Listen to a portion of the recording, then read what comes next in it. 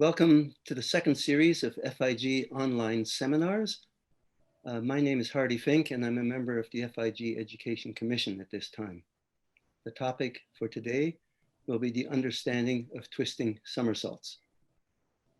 It is my great pleasure to be able to introduce the world leading authority on the mechanics of twisting. So Dr. Fred Yeadon, please, Fred, join us now. Hi, Hardy. Hi, Fred. How are you? Very well.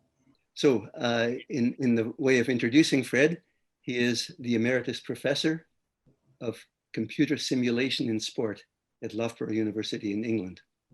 He started off with a math degree, but also with an interest in gymnastics and trampolining and diving.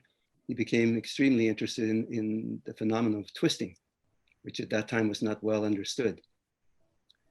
In 1984, he did his PhD, The Mechanics of Twisting Somersaults, a book which I'm happy to show. It's huge, which with my interest in mathematics was wonderful to receive from Fred in the 4 years he spent as a professor in Canada. So Fred has now lectured 50 years on the mechanics of twisting, understanding the mathematics of twisting, and he's written at least 40 articles. He's lectured around the world, and he's continuing his research in twisting somersaults. So Fred, I understand with the variety of disciplines we have in gymnastics, there are differences, of course, in dismounting from a high bar, or jumping on a trampoline, or taking off from a floor. Will you be speaking about the commonalities, or what will be your emphasis? Yes, I'll be speaking about the things that can be applied to all of them. So good. Well, I'm really looking forward to your presentation. I invite you to share your screen and talk to you at the end. If you have knowledge of particular areas, then this can be very helpful. On the other hand, if you understand how a system works, then you should be able to work out what to do in new or unknown situations. So if you understand twisting somersaults, you should be in a position to make decisions whenever you come across a new phenomenon.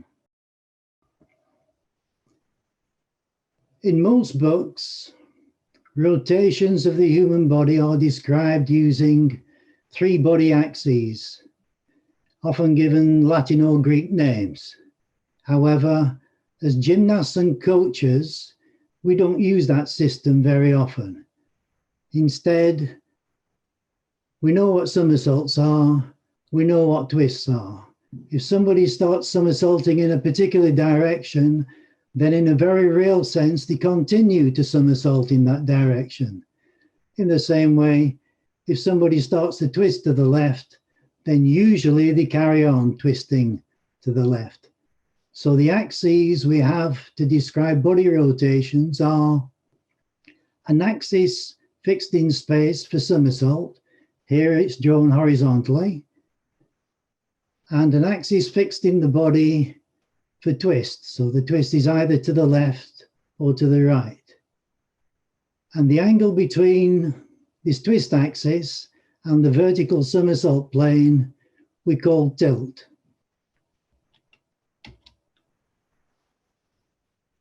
A rigid body in aerial motion can only do one of 2 things. Either it can do a twisting somersault or a wobbling somersault. If there's not much wobble at all, we just call it a plain somersault. If a body holds a fixed body configuration, then it will act as if it was a rigid body. So here we have a twisting somersault. This sequence from left to right depicts a backward somersault with 1 twist. In this video, we see 4 somersaults and 4 twists.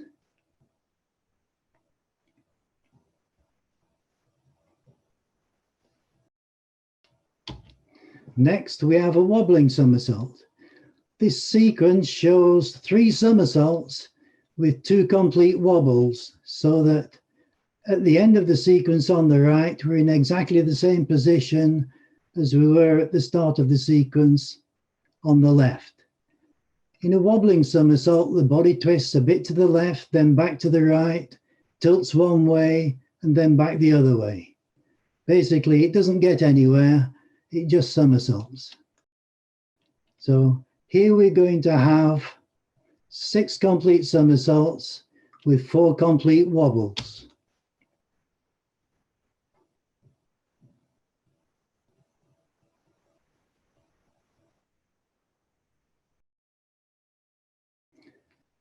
And on the top sequence, we can see the full twisting somersault. And in the lower sequence, we can see the triple somersault with 2 wobbles.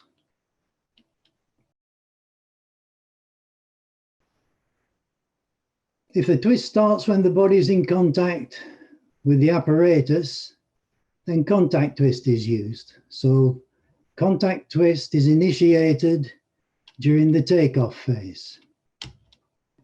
Here we have a double twisting backward somersault, and the twist is visible early in the movement.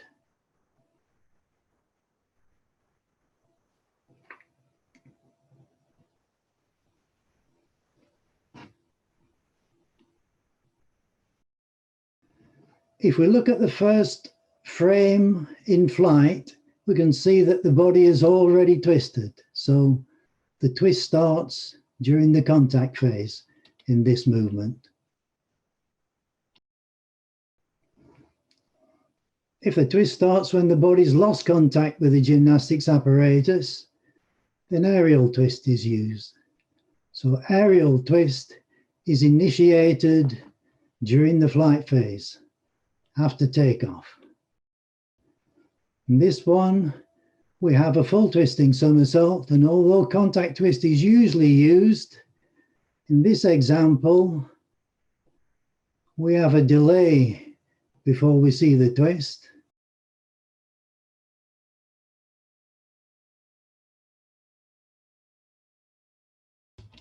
And if we look at the first frame of flight, there's no sign of any twist apparent. So here we have an example of aerial twist. Much of what I've learnt over the past 50 years has come from computer modelling. And here's an image of my model. It has 11 body segments, 4 arm segments, 4 leg segments, and 3 spine segments, connected by 10 joint centers shown here. So the wrist can't flex, the head can't nod, and the ankles can't flex. Aside from that, we can produce a lot of movements. These sequences show the kind of accuracy that the simulation model can produce. The top sequence is a double backward somersault dismount from the rings, where the full twist is mainly in the second somersault. In the sequence below, exactly the same arm and leg movements are made, but the simulation calculates the angles of somersault, tilt, and twist. So starting on the left-hand side, the simulation image is exactly the same as the video image. And as we move to the right, the simulation drifts off a little, but it still does a full twist in the second somersault.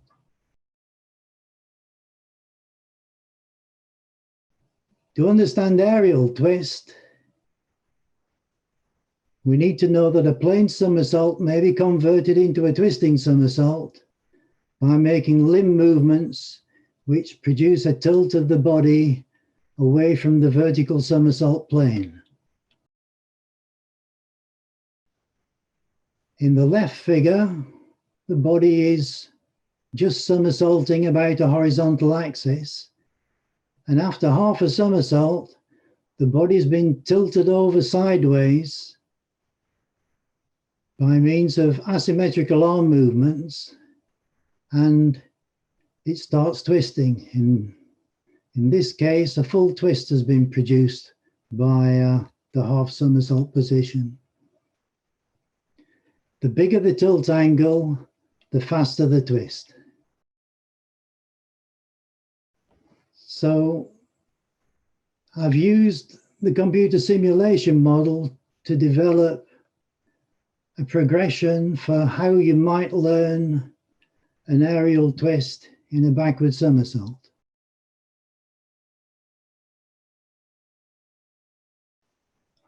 First, we can see that this asymmetrical arm movement produces a tilt of the body so that for a twist to the left, we have left arm down, right arm up, and after half a somersault, a full twist has been produced.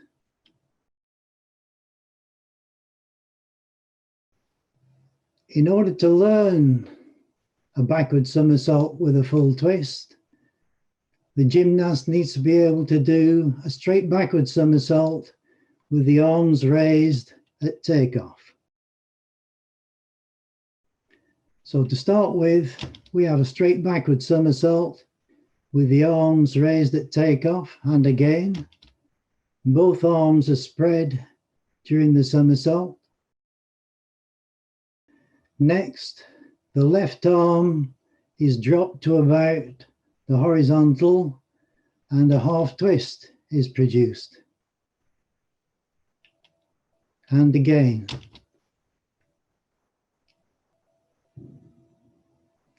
In the next step, the left arm is dropped a little further and a full twist is produced.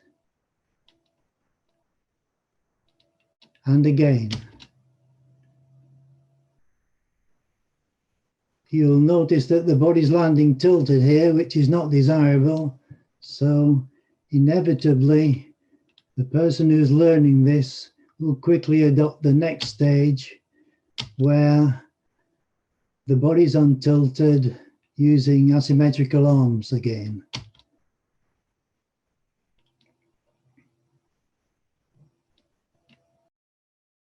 Finally, we have an asymmetrical arm movement where the left arm drops first, followed by the right arm. And again.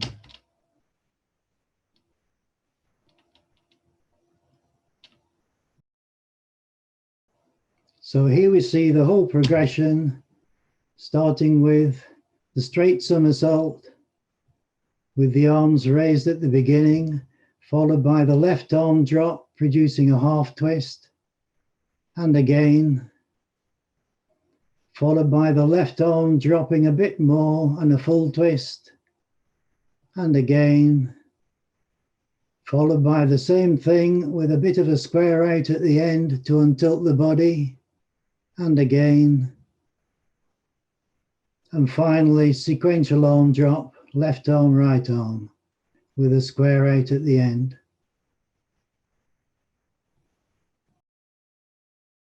So this shows the sequential arm drop, the final movement in that sequence, where the left arm is lowered, followed by the right arm, and then at the end we have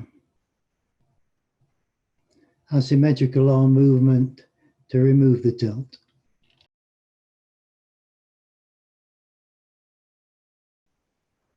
We can do the same kind of thing in a double somersault. If we start with a double straight somersault, and again, then in order to produce a twist, we only need a small amount of arm asymmetry. So here's a full twist in the second somersault, and again, and finally we have two twists where the arms are not quite symmetrical, but they're very wide to start with. And then the arms come close to the body for the two twists, and again.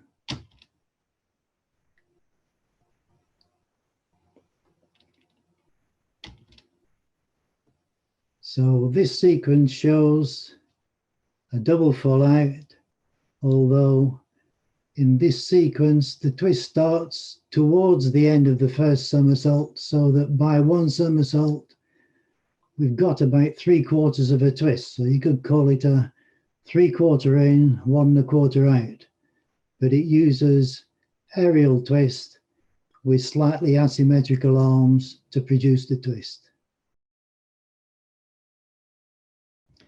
In a forward somersault from a pike position, we have an alternative method of producing tilt. In this sequence, the body is flexed forwards at the beginning, and then in the third graphic, you can see that the body is flexed over the left hip. In a forward somersault, this produces a twist to the right, so that on the graphic at the end, we've produced 3/4 of a twist in the first half somersault.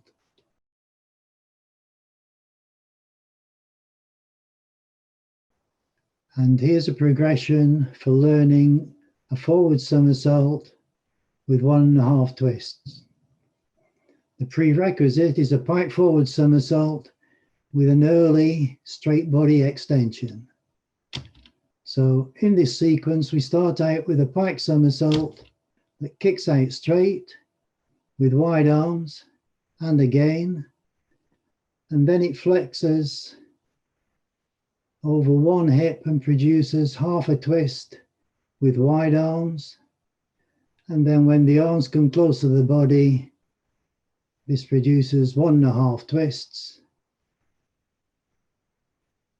And the same thing can be used in a double somersault. Here's a half twisting double somersault using the same hip movement.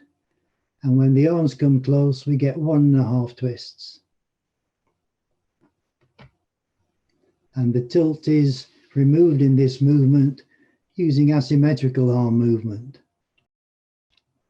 So here is the 1 1/2 twisting forward somersault, although this time it's twisting to the left. So the body in the second image is flexed over the left hip. Sorry, it's twisting to the right, and the body is flexed over the left hip. And we have 1 1/2 twists. And if you look at the second last graphic, the body is flexed over the right hip to remove the tilt. This is the example with a twist to the left, and here the body in the fifth graphic is flexed over the right hip, and we get a twist to the left.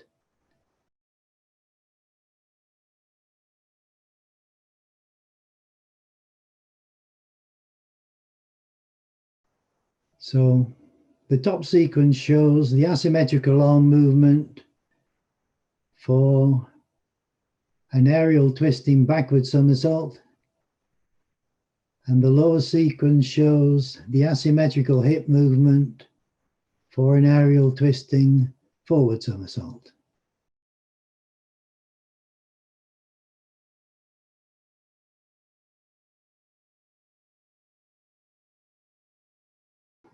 You may ask, do movements with contact twist and aerial twist look very different? So here are a couple of examples for you to compare. First of all, we've got a backward somersault with 2 twists, where the twist is taken from the trampoline bed and the arm movement is symmetrical everywhere.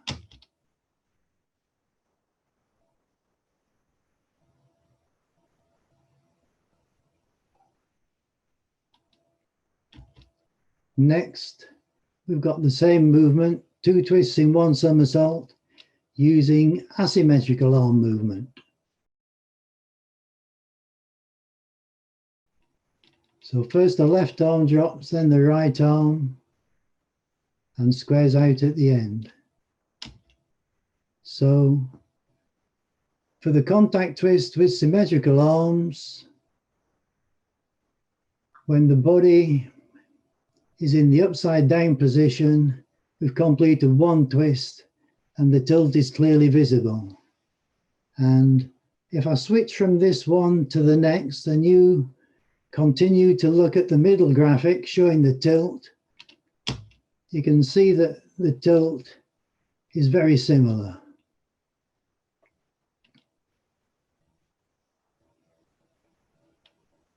However, if we look at double somersaults, the situation's a bit different.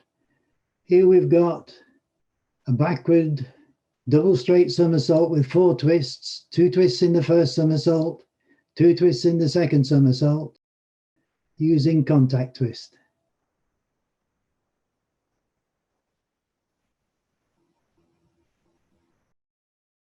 Next, we've got the same movement using asymmetrical arms to produce the tilt and an aerial twist.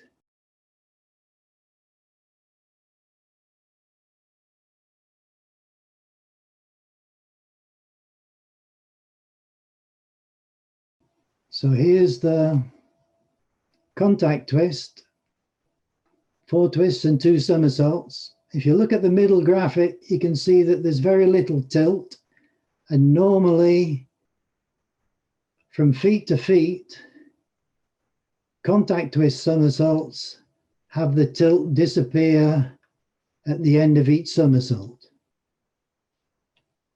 In contrast, if we move to the aerial twist, once you've produced a tilt of the body using asymmetrical arms, the body stays tilted until you untilt it near the end of the movement. So if we look at the middle graphic after one somersault, we can see that the tilt is clearly visible.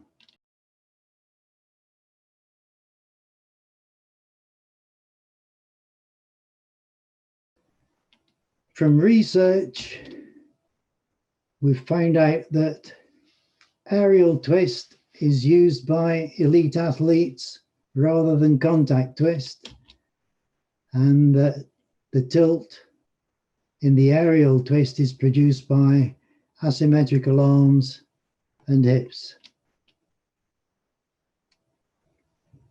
So although contact twist and aerial twist are both in use, there may be advantages to learning aerial twist, since elite athletes use it a lot.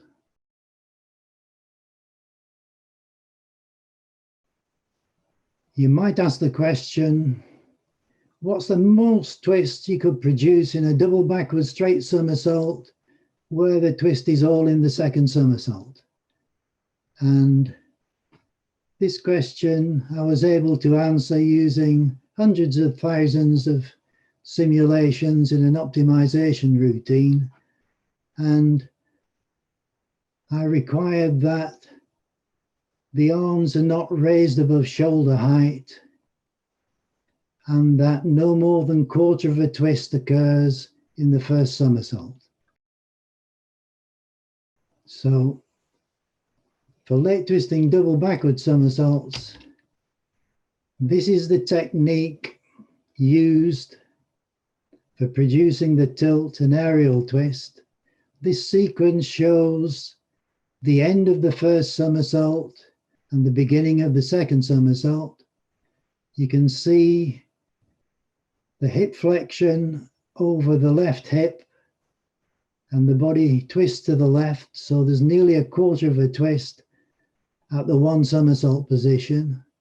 And then the arms are brought in sequentially, so we have some asymmetrical arm movement as well as asymmetrical hip movement, and the combination is able to produce 3 twists in the second somersault.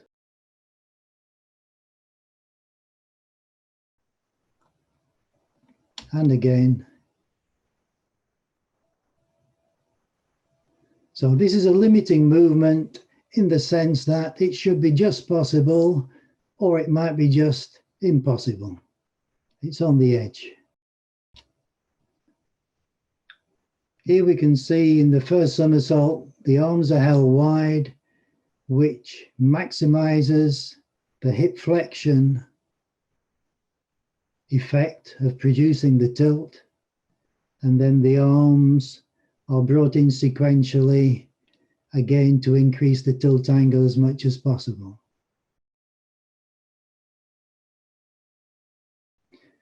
Well, it helps to see where you're going in twisting somersaults. So I set up a means of viewing during various aerial movements. Here we have a back in full out simulation. And the next sequence should show what the computer model sees if it uses the correct head action. So initially, the head goes back, you see the trampoline, and there's a half twist to the left, and then a Barani to the left. So with the correct head action, you can see a lot of this movement. This system is being used by a gymnast who found it quite intriguing to be able to try and see the trampoline in this simulated sequence. By changing his head position, what he was able to see also changed. So although he wasn't able to keep the trampoline in view very well, he was motivated to see during his high bar dismount. Now, he said he could already do a full twisting double somersault high bar dismount.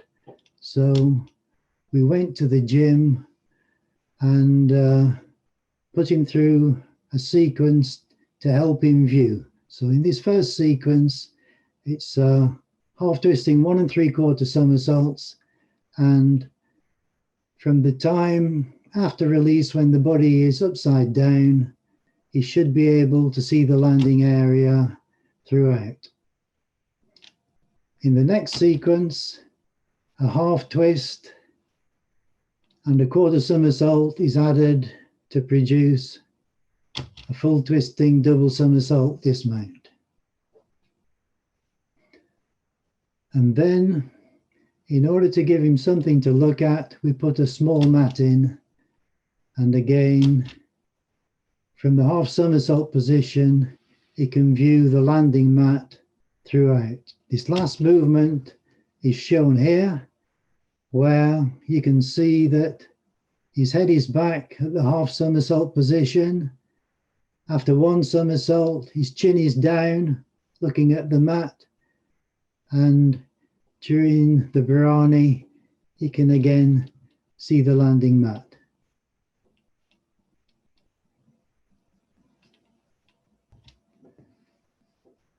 We looked at high bar dismounts at the Olympics, over 3 different Olympics, and from 2000 to 2016,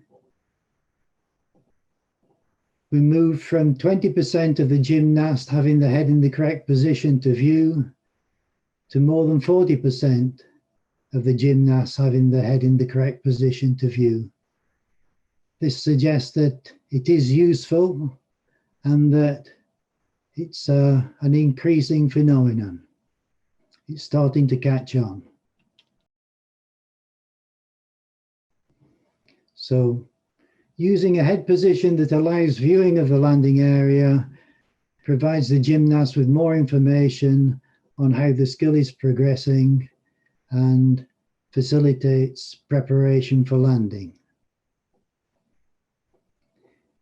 You don't necessarily have to watch the landing area because much of the correction is done unconsciously, but if you have your head pointing in the correct direction, the brain will get the information.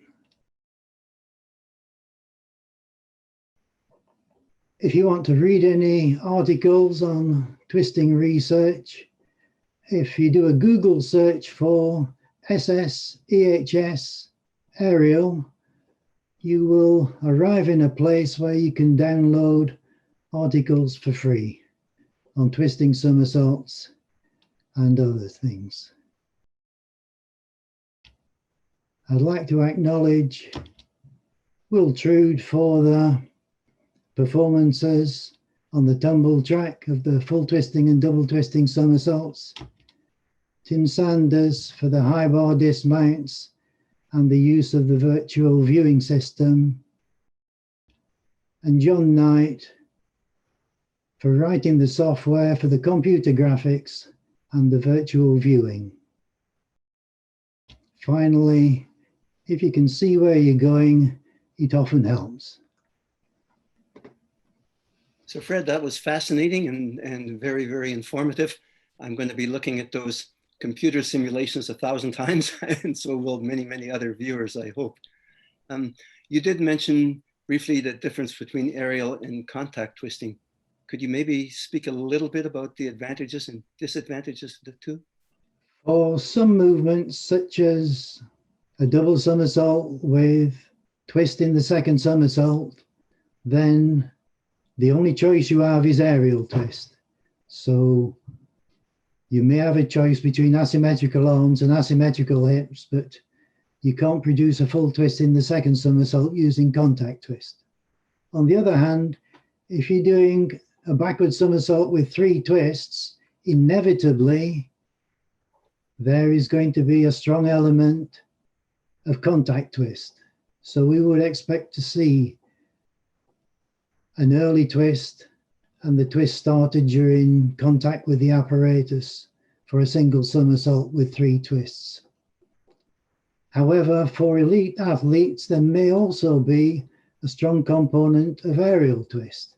And since the research indicates that elite athletes use aerial twist more than they use contact twist, this is a strong argument for learning movements with aerial twist. For example, if you learn a full twisting backward somersault using aerial twist, very often it changes into contact twist. However, you're more likely to get a good contact twist. Then we have maybe one more question we might have time for. You referred to differences in forward and backward saltos and the twisting mechanism. Can you maybe briefly expand on that? Okay, if you want to twist the left going backwards, the arm action for asymmetrical arms is left arm down, right arm up. And if you do that in a full twist, then you just reverse the arm action to remove the tilt at the end. In a forward somersault, if you want to twist the left, the arm action is left arm up, right arm down. And if you do 1.5 twists, you don't want to be reversing the arm movement, otherwise you'll produce more tilt. So in such movements, you need to remove the tilt using the arms with the same arm movement as you started, because there are 1.5 twists instead of a whole number of twists. A couple of national coaches have asked me about using asymmetrical hips to remove the tilt in twisting somersaults. And although I've given them explanations of how it should be done, it's not the kind of thing that I think is very easy to coach. As far as the asymmetrical arm movement goes, I think that's a lot easier to coach if you have to coach it in order to remove the tilt. As far as producing the tilt goes, it's quite easy to coach the asymmetrical hip movement or the asymmetrical arm movement. Well, you answered a second question at the same, or the third question at the same time, related to untilting, which is also an important topic. So thank you for that. So I think in general, as you know, all the way into the 1970s, the researchers, the biomechanists, the literature said every twist had to be a contact twist, even in spite of watching trampolinists and divers and eventually gymnasts able to twist without a contact twist. So thank you for this presentation, and thank you for your 40 to 50 years of research to correct the literature and correct the biomechanics. Thank you so much. It was fascinating. My pleasure. I'd also like to thank the members of the Education Commission that are responsible for getting these seminars going. And of course, the FIG office staff and especially the IT department that is making this happen. And then I'd invite all viewers next week. There'll be another FIG seminar, this time on how to incorporate parkour in your national and club programs. Thank you all.